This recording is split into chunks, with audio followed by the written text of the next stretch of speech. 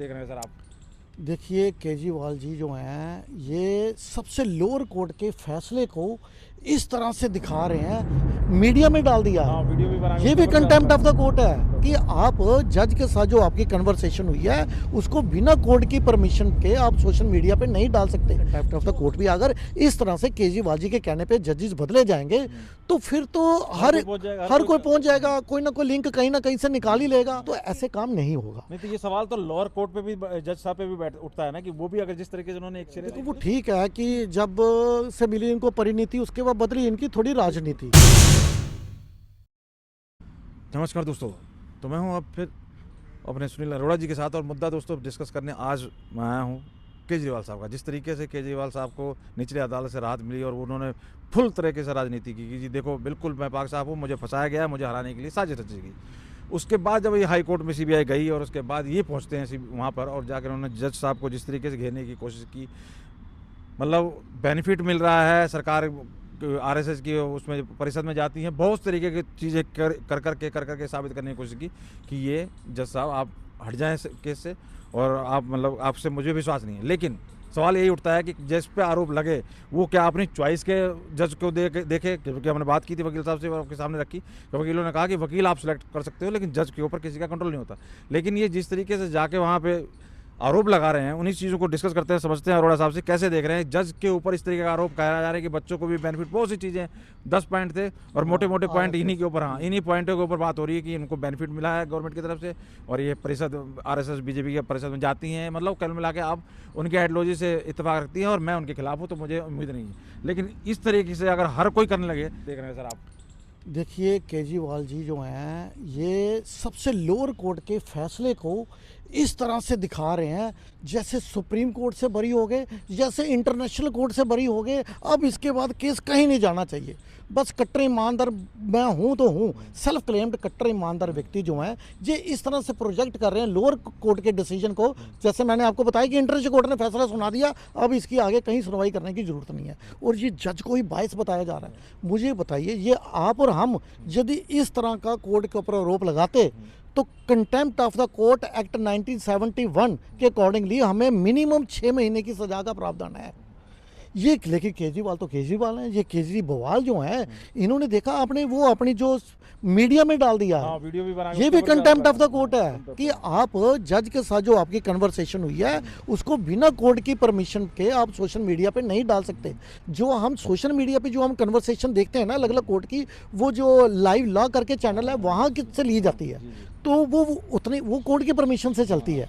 तो ये केजरीवाल जी जो हैं जो इस तरह का बोल रहे हैं कि ये जज जो हैं वो अखिल भारतीय अभिवक्ता परिषद में गई थी, वो जो है वो आरएसएस की आइडियोलॉजी वाला है। तो मैं आरएसएस, इन्होंने बोला कि मैं आरएसएस का कट्टर विरोधी हूँ। वैसे कट्टर विरोधी होंगे, देखो जिसके मुख्यमंत्री रहते दिल्ली के लाल किले का अपमान हो गया, जो है सैनिकों के सबूत मांगता है, जो क्या बॉटल आउट इनकाउंटर के ऊपर भी जो बोलता है कि उसकी जांच होनी चाहिए, जो सिर्फ एक विशेष समुदाय के साथ खड़ा है, वो तो आरएसएस की आइडियोलॉजी वाला हो भी नहीं सकता।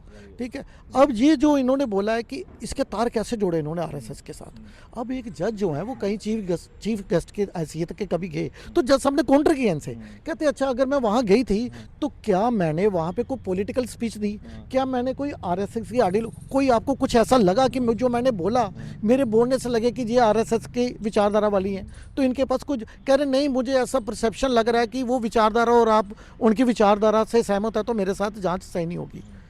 देखो अगर ऐसे, और दूसरा इन्होंने एलिगेशन लगाया उनके बच्चों के ऊपर कि वो सेंट्रल गवर्नमेंट के अंडर जो वकील आते हैं उसके लिए दोबारा गए कह रहे हैं। उसके बाद इन्होंने बाद में याचिका लगाई है ये बोलकर, देखो अभी आपको बताऊं सेंट्रल गवर्नमेंट के अंदर लगभग 5,000 स्टूडेंट्स आते हैं जो वहाँ पे प्रैक्टिस कर रहे हैं, और ये अगर आरएसएस से जोड़ना चाहते हैं तो आपको मालूम होगा आरएसएस के विद्या भारती के नाम से भारत में 12,000 संख्या उनके स्कूलों की।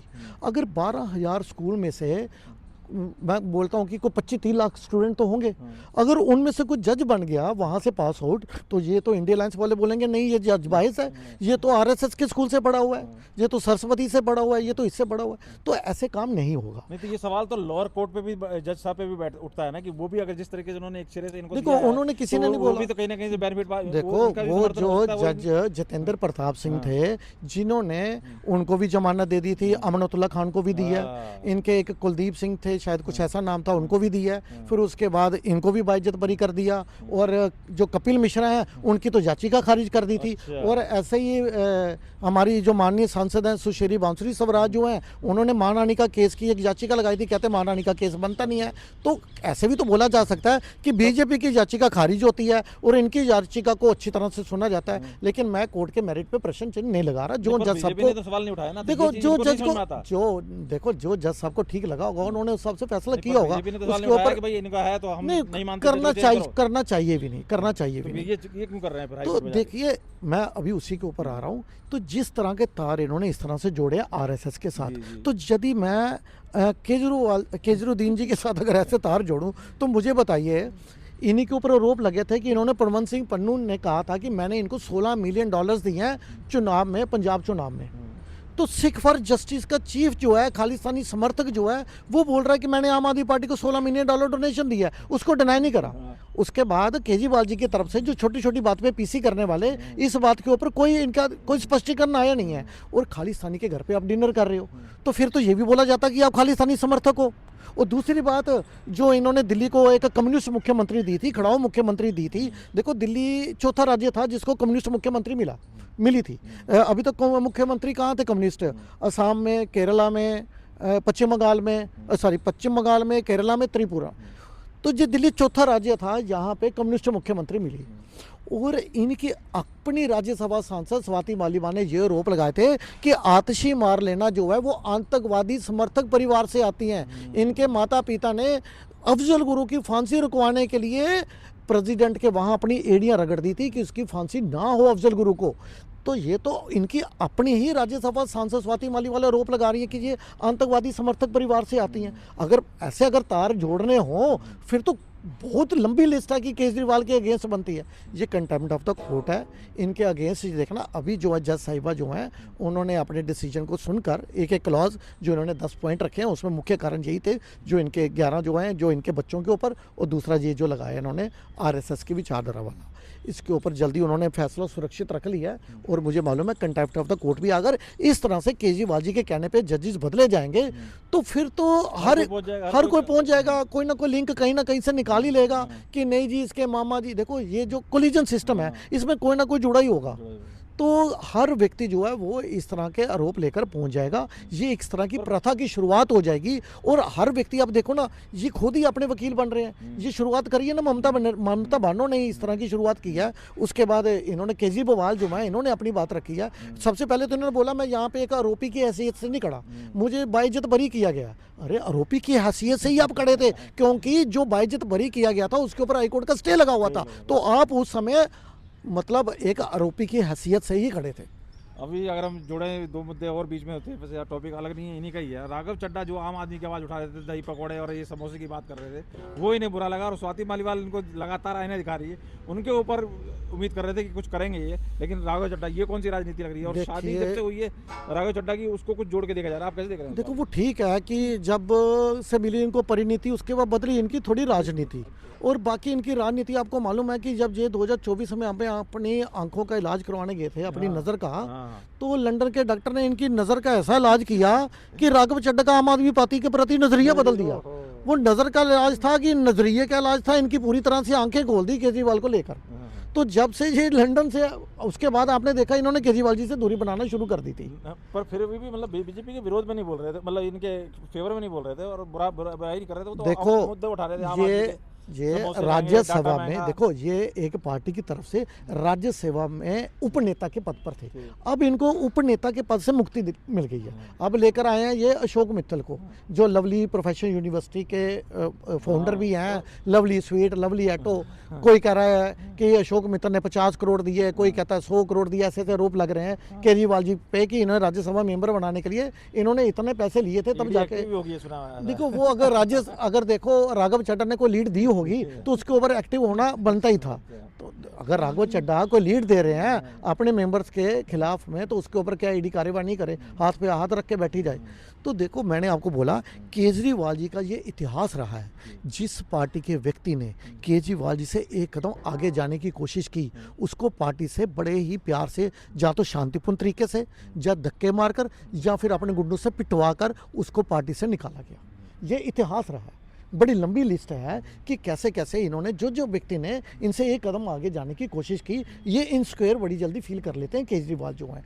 तो केजरीवाल ने जो इनको निकाला है, ये केजरीवाल जी ने कहते हैं अपने पाँव पर खुद कुल्हाड़ी मारी है। विनाशकारी विपरीत बुद्धि, क्योंकि घर का भेदी अब लंका डाएगा। क्योंकि राघव चड्ढा जो हैं वो आपको मालूम है चार्टर्ड अकाउंटेंट भी रहे हैं, उनके पास पार्टी के सारे कच्चे चिट्ठे हैं। यदि उन्होंने क्यों बोला था, एक शेर बोला था उन्होंने कि मेरी खामोशी को मेरी कमजोरी मत समझना, मैं ऐसा दरिया हूं जो वक्त आने पर सैलाब बनता है।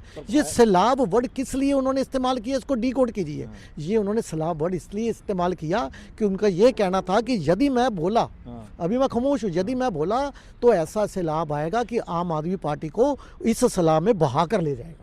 तो जो डायलॉग भी बोला उन्होंने, घायल हूं तो घातक हूं। घायल हूँ तो इस तरह के डायलॉग का वो जो इस्तेमाल कर रहे हैं, तो वो देखो राघव चड्ढा को भी 10-12 वर्ष हो गए राजनीति में, यंगेस्ट पॉलिटिशियन है, कुछ भी बिना सोचे समझे बोलने वाले व्यक्ति नहीं है। तो उन्होंने जो बोला है वो बहुत बड़ी एक मुसीबत खड़ी करने वाले हैं आम आदमी पार्टी के लिए आने वाले समय में। मनोज तिवारी का एक बयान भी वायरल हो रहा है, शायद इन्होंने, जैसे किसी ने पूछा एंकर ने, रिपोर्टर ने, कि भाई ये बीजेपी में वेलकम है तो वेलकम, फिर ये तो बात लोग हजम करेंगे क्योंकि बहुत। देखो, अभी ना तो राघव चड्ढा जी से कोई ऐसा बयान आया कि मैं बीजेपी ज्वाइन कर रहा हूँ, ना मैंने कोई बीजेपी के नेता से इस तरह का बयान सुना। हाँ, तो देखो ये सोशल मीडिया पे मुहिम ये चल रही है कि राघव चड्ढा जो हैं, ये जिस तरह के मुद्दे उठा रहे हैं, जेनजी इनके साथ अपना जुड़ाव महसूस कर रहा है। क्योंकि देखो, ये जब से सांसद बने हैं, ये सांसद बने 2022 में, 2023, 24, 25, 26, इन्होंने कोई मुद्दा नहीं उठाया। ये कुछ महीनों से ही जनता से जुड़े मुद्दे उठा रहे हैं। चाहे ये जोमेटो की डिलीवरी मैन, देखो डिलीवरी दिल्ली के अंदर एक डिलीवरी मैन्स का जो एक समूह है वो पूरी तरह से आज राघव चड्ढा के साथ, राघव चड्ढा ये जनता से जुड़े मुद्दे उठा रहे हैं। और वो संजय सिंह कह रहे हैं नहीं जी, हमने इनको चाय समोसे का रेट कम करने के लिए थोड़ी भेजा था। उनका मतलब ये था कि आप चाय समोसे का रेट मत कम कीजिए, हमने आपको भेजा था अरविंद केजरीवाल आम आदमी पार्टी का बख्यान करने के लिए, जैसे संजय सिंह कर रहे हैं। जैसे संजय सिंह केजरीवाल, इनको सस्पेंड भी किया गया संजय सिंह को, उनकी इस तरह की गंदी भाषा के लिए। लेकिन ये कह रहे हैं कि हमने आम आदमी पार्टी केजरीवाल का बख्यान करने के लिए भेजा था, चाय समोसे के रेट कम करने के लिए नहीं भेजा था, जनता से जुड़े मुद्दे उठाने के लिए नहीं भेजा था। आप जो कर रहे हैं, ये पार्टी लाइन से हटकर बातें कर रहे हो, आप केजरीवाल जी का बख्यान करो। तो अब राघव चड्ढा जो है वो अपनी छवि सुधार रहे हैं। उन्हें मालूम है आम आदमी पार्टी से जितना दूर रहेंगे उतनी उनकी छवि सुधरेगी। और जब कोई नेता जो है पब्लिक के बीच में अपनी छवि अच्छी कर लेता है, तो उसका हर एक राजनीतिक दल जो है उसका वेलकम करेगा, क्योंकि जिसके साथ जनता जुड़ी होगी, जनता में छवि अच्छी होगी, उसे तो कोई भी पार्टी लेना चाहेगी।